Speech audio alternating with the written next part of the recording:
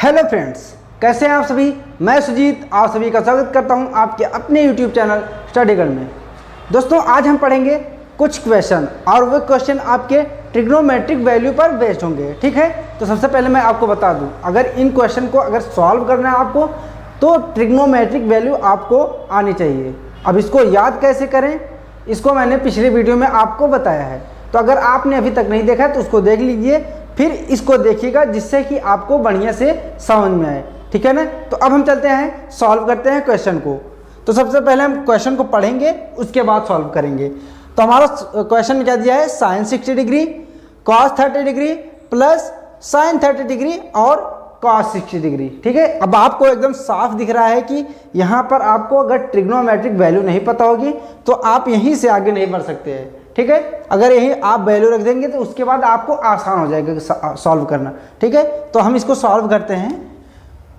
तो यहाँ आपका साइन 60 डिग्री की वैल्यू हो जाएगी √3/2। क्या हो जाएगी, √3/2, और बीच में कुछ नहीं है, यहाँ पर मल्टीप्लाई होगा।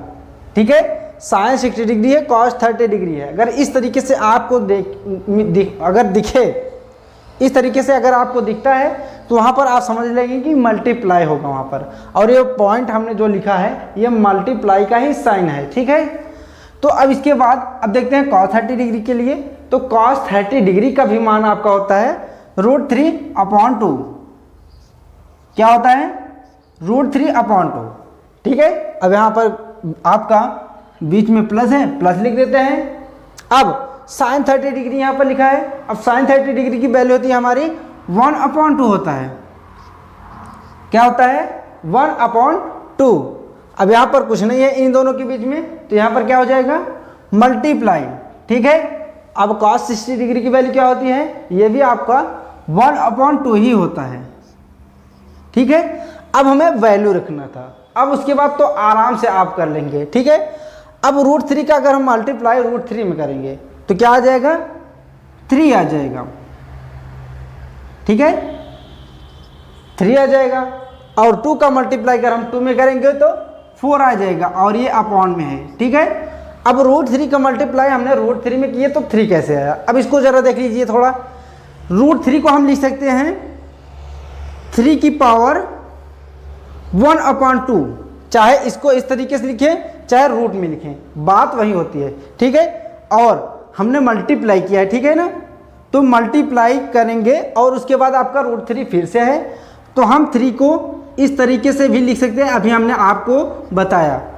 तो ये आपका 3 का रूट हो गया, ये भी 3 का रूट ही हो गया। ठीक है, अब क्या करेंगे, आपका 3 सेम है, 3 और 3 यहाँ पर देखिए तो सेम है दोनों, तो हम 3 को लिख लेंगे इसी तरीके से। ये आपका सॉल्व करने का तरीका है। और जब यहाँ पर आपका सेम दिख रहा है दोनों, तो जो आपकी घातें हैं ये जुड़ जाएंगी। क्या हो जाएंगी, जुड़ जाएंगी, और ये मतलब कि आपका हो जाएगा 1/2 प्लस 1/2। अब ये 3 की घात हो गई 1/2 प्लस 1/2। ठीक है, अब इसको हम सॉल्व करते हैं। ये 3 आपका ऐसे ही रहेगा और 2 आपका यहाँ पर नीचे है, इसको हम ले लेंगे, एलसीएम हम ले लेंगे। अब 1 आपका यहाँ पर ऊपर आ गया, 1 + 1। ठीक है, अब 1 + 1 को अगर ऐड करेंगे तो क्या हो जाएगा, यहाँ पर हम बराबर करेंगे और 3 की पावर 2/2। ठीक है, अब इसको हम कैंसिल करेंगे तो आपका आ जाएगा 3 की पावर 1, और 3 की पावर 1 है तो 3 लिखा नहीं जाता है, 1 आपका पावर में जो 1 है ये लिखा नहीं जाएगा। ठीक है, तो वहीं आपका 3 आ गया है। इतनी बात समझ में आ गई। ये आपका 3/4 हो गया। अब यहाँ पर बीच में प्लस है, हम इसको प्लस कर देते हैं। ठीक है, अब इसी तरीके से इसको भी हम मल्टीप्लाई करेंगे, आपका 1 में 1 से मल्टीप्लाई होगा तो क्या हो जाएगा, 1 हो जाएगा, और बटे में आपका 2 × 2 है तो क्या हो जाएगा, आपका 4 हो जाएगा। इतनी बात समझ में आ गई। अब ये आपका 3/4 प्लस 1/4 हो गया। ठीक है, अब ये भी हमने आपको भिन्न बताया, इसी तरीके से अब इसको भिन्न की तरह सॉल्व कर लेना है, बस यही आपका आंसर हो जाएगा। अब यहाँ पर आपका 4 है और यहाँ भी 4 है, तो यहाँ आपका 4 ऐसे ही लिख देंगे। ठीक है, 4 दोनों जगह था इसलिए हमने 4 लिख दिया, और आपका यहाँ पर 3 है, हम 3 लिख देते हैं, और आपका प्लस है, प्लस लिख देते हैं, और 1 है यहाँ पर, 1 को भी हम ऐसे लिख देते हैं, और यहाँ पर बराबर था इसलिए हम बराबर कर दे रहे हैं। अब 3 में अगर 1 ऐड करेंगे तो कितना हो जाएगा आपका 4 हो जाएगा, ठीक है। और ये आपका अपॉन में 4 है ही, इतनी बात समझ में आ गई। अब 4/4 है आपका, तो अब ये एक दूसरे से क्या हो जाएगा, कैंसिल हो जाएगा, ठीक है। अब जब कैंसिल होगा तो इसकी वैल्यू क्या आ जाएगी, यहां पर आपका आ जाएगा 1, ठीक है। ये क्वेश्चन हमने सॉल्व किया और इसका आंसर आया 1, यही आपका पूरा सॉल्यूशन हो गया, ठीक है। यही आपका क्या हो जाएगा, आंसर हो जाएगा। तो देखिए अगर आपको वैल्यू नहीं पता रहेगी तो आप यहां से देखिए खुद ही आप देख लेंगे तो नहीं कर पाएंगे, ठीक है। उसके बाद आपकी सवाल इजी हो जाएगी, ठीक है। तो अब चलते हैं, हम अगला क्वेश्चन लेंगे, उसमें अब और आपको बढ़िया से समझ में आएगा। तो दोस्तों अब हम बढ़ते हैं सेकंड क्वेश्चन की तरफ, ठीक है। तो सबसे पहले हम इस क्वेश्चन को पढ़ते हैं, दिया क्या है, उसके बाद हम सॉल्व करेंगे। तो आपका दिया है 2 tan 30 डिग्री अपॉन में 1 + tan स्क्वायर 30 डिग्री, ठीक है। ये आपका क्वेश्चन दिया है और ये आपके 4 ऑप्शन दिए हैं कि इसमें से आपका कौन सा सही है, ठीक है। तो अब इसको हम सॉल्व करेंगे, उसके बाद देखेंगे कौन सा सही है, फिर उस पर हम टिक कर देंगे, ठीक है। तो सबसे पहले हम यहाँ पर अब इसको सॉल्व करते हैं। आपका 2 लिखा हुआ है, इसी तरीके से हम 2 लिख देंगे। अब tan 30 डिग्री की वैल्यू क्या होती है, मैंने आपको बताया कि अगर वैल्यू नहीं याद होगी तो आप क्वेश्चन को नहीं कर सकते, ठीक है। अब यहाँ पर अगर आपको tan 30 डिग्री की वैल्यू नहीं पता होगी तो कहाँ से कर पाएंगे, ठीक है ना। तो आपकी tan 30 डिग्री की वैल्यू होती है 1/√3, क्या होती है 1/√3, और यहाँ पर आपका बीच में कुछ नहीं है तो यहाँ पर मल्टीप्लाई हो जाएगा, ठीक है। इतना तो आपको पता ही होगा। अब ये आपका 1/√3 हो गया और ये अपॉन में आपका 1 है, 1 लिख देते हैं हम और प्लस लिख देते हैं, आपका यहाँ पर प्लस है। अब tan स्क्वायर 30 डिग्री, ठीक है। तो tan 30 डिग्री की वैल्यू क्या होती है, हमने बताया आपको कि 1/√3 होती है। तो यहाँ पर हम 1/√3 लिख देते हैं और देखिए आप यहाँ पर स्क्वायर दिया गया है tan 30 डिग्री का, इसका मतलब है कि ये इसकी जो वैल्यू आएगी इसका भी स्क्वायर हो जाएगा, ठीक है। तो ये आपका क्या हो जाएगा स्क्वायर, इतनी बात समझ में आ गई। अब हम देखते हैं 2 × 1/√3 यहाँ पर लिखा है, तो हम इसको इस तरीके से लिख सकते हैं कि 2/√3, ठीक है। अब देखते हैं इसके अपॉन में क्या दिया है, तो यहाँ पर 1 है, 1 को इसी तरीके से लिख देंगे और बीच में प्लस, आपका प्लस लिख दिए। अब 1 का स्क्वायर क्या हो जाएगा 1 होगा, ठीक है। और आपका √3 का स्क्वायर क्या होगा 3 हो जाएगा।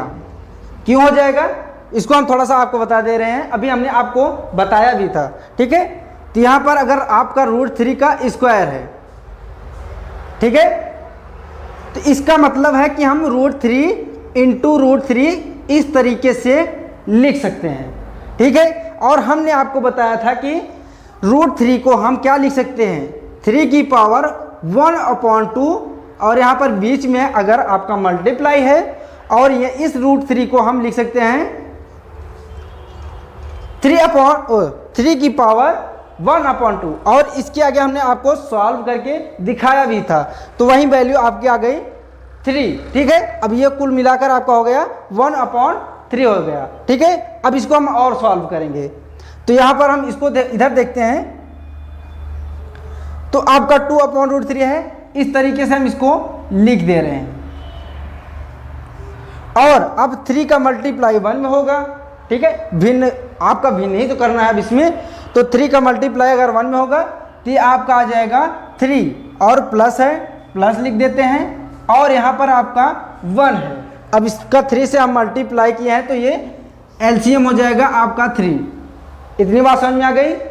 अब हम क्या करेंगे इसको और सॉल्व करेंगे। अब 2/√3 इसी तरीके से लिख देते हैं। अब ये आपका डिवाइड है, अपॉन में है। अब इसको अगर हम मल्टीप्लाई में करेंगे तो ये हमने मल्टीप्लाई किया तो ये आपका 3 जो है ऊपर चला जाएगा, ठीक है। 3 यहाँ पर आ गया आपका, और 3 + 1 था, ये 4 हो जाएगा, ठीक है। और 4 कहाँ आ जाएगा आपका, डिवाइड में आ जाएगा। इतनी बात समझ में आ गई। हमने क्या किया, यहाँ पर आपका डिवाइड था तो हमने मल्टीप्लाई में किया। अब मल्टीप्लाई में किए तो आपका 3 है जो था ये ऊपर चला गया, और जब हम इसको ऐड किए तो 4 आया, और 4 आपका नीचे आ जाएगा। इतनी बात समझ में आ गई। अब इसको हम सॉल्व करते हैं। अब यहाँ पर 3 है और √3 है, ठीक है। अब इसको हम थोड़ा और कर दे रहे हैं, 2/√3 है, इनटू में इसको हम इस तरीके से भी लिख सकते हैं, √3 × √3, 3 को, ठीक है, क्योंकि हमने आपको यहाँ पर साइड में समझाया भी था। अब ये √3 × √3 हो गया, और आपका अपॉन में तो 4 है ही। अब एक √3 से एक √3 कैंसिल हो जाएगा, ठीक है। तो इससे ये कट गया, ठीक है। अब आपका 2 है और 4 है, अब ये भी आपका कैंसिल होगा तो यहां पर बचेगा 2। अब ऊपर आपका क्या बचा, √3, ठीक है। और अब नीचे देखेंगे तो अपॉन में आपका बचा 2, √3/2। अब ये किसकी वैल्यू होती है, अगर आपको ये नहीं पता होगा तो आप इस ऑप्शन में कहाँ ढूंढेंगे, ठीक है। तो ये आपकी होती है sin 60 डिग्री की वैल्यू। तो यहाँ पर हम लिख दे रहे हैं sin 60 डिग्री, ठीक है। अब ऑप्शन में देखते हैं sin 60 डिग्री कहाँ है, तो ये आपका ऑप्शन में यही ऑप्शन sin 60 डिग्री दिख रहा है, ठीक है। इसके अलावा आपका cos 30 का भी होता है, देख लेते हैं cos 30 का भी ऑप्शन में है कि नहीं। sin 60 डिग्री तो है ही, उसके अलावा आपका cos 30 डिग्री की वैल्यू √3/2 होती है, लेकिन आपका ऑप्शन में दिया नहीं है। इसका मतलब कि आपका यही वाला ऑप्शन सही हो जाएगा, कौन सा, ए वाला। इतनी बात समझ में आ गई। तो ये आपको दिख रहा है कि इसमें आपको क्या करना है, सबसे पहले ट्रिग्नोमेट्रिक वैल्यू याद रखनी है, उसके बाद आप आसानी से इसको सॉल्व कर लेंगे, ठीक है ना। अब इसके बाद हम एक क्वेश्चन आपको और बताते हैं जिससे कि आपको और बढ़िया से समझ में आ जाए। अब देखते हैं अगला क्वेश्चन। तो अब इसमें आपका क्या दिया है, 2 tan square 45 degree plus cos square 30 degree minus sin square 60 degree. अब इसमें भी देखिए आपको ट्रिग्नोमेट्रिक वैल्यू की जरूरत पड़ेगी। अगर आपको नहीं याद होगा तो ऐसे इसको देखेंगे और इसको छोड़ देंगे, ठीक है। तो अब हम इसको सॉल्व करते हैं।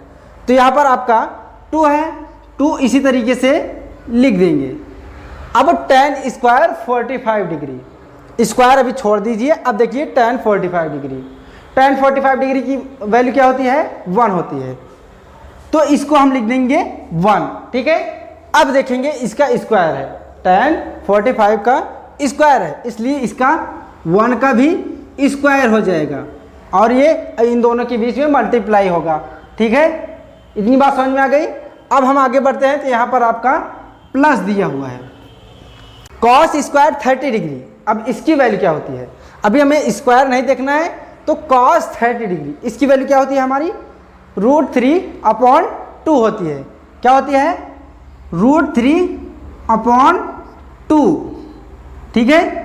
अब cos 30 डिग्री का स्क्वायर था, इसलिए हम इसका भी स्क्वायर करेंगे, तो ये आपका हो जाएगा स्क्वायर। इतनी बात समझ में आ गई।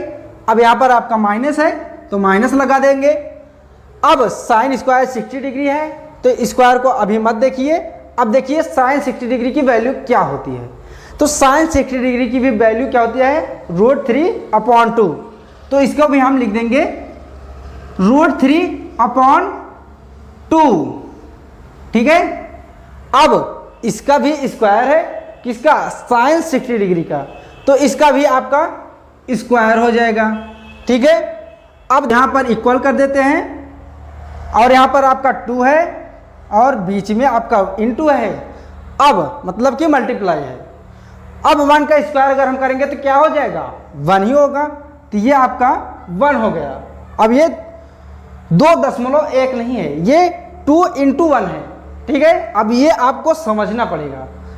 इसके बाद आपका प्लस है, ठीक है। ये आपका प्लस हो गया। अब देखते हैं इसके आगे, √3/2 का होल स्क्वायर है। अब इसको हम चाहें तो सॉल्व कर सकते हैं आगे, ठीक है। लेकिन आप देखिए तो यहाँ पर माइनस है और √3/2 का होल स्क्वायर यहाँ भी है। इसका मतलब है कि ये एक दूसरे के मतलब बराबर हैं, सेम है। ये भी सेम है और ये भी सेम है, ठीक है।